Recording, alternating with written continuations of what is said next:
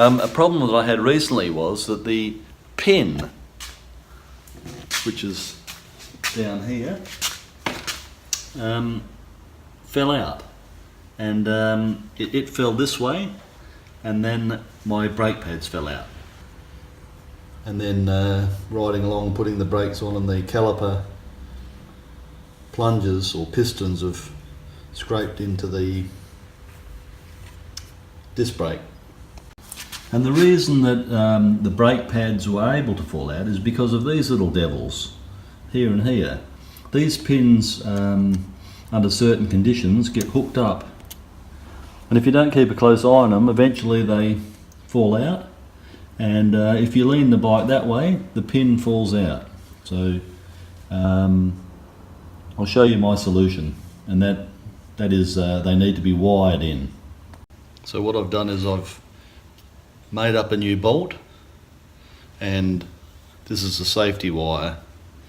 Goes through here, through the holes, and stops the pin from falling out. Towards the end of the video I'll show you how I made up the new brake caliper pin. My recommendation is not to use the standard R pins. This is another area of the brake system that can let you down.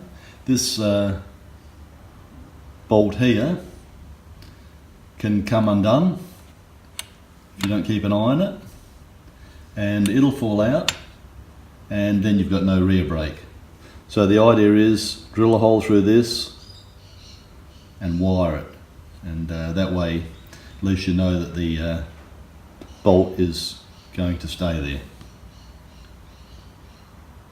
And while I'm at it, if you're keeping track of bolts, this one here, it's another bolt that needs to be drilled and wired, because they fall out and then you lose your gear shift.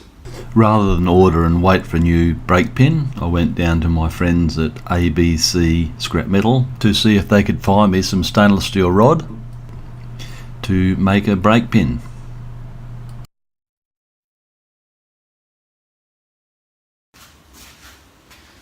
So to make up a new pin, what I've got is I've got a bolt, and I'll put it in the lathe, or skim the end off, and drill a few holes in it. Just put the bolt in the lathe.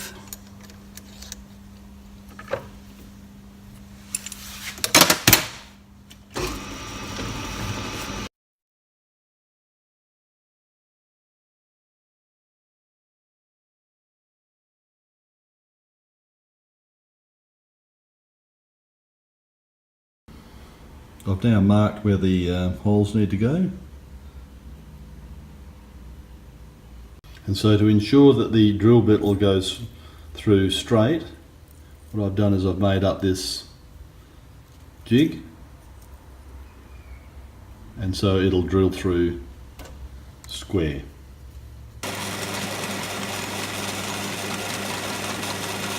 And that's it. Put the pin in and wire it up.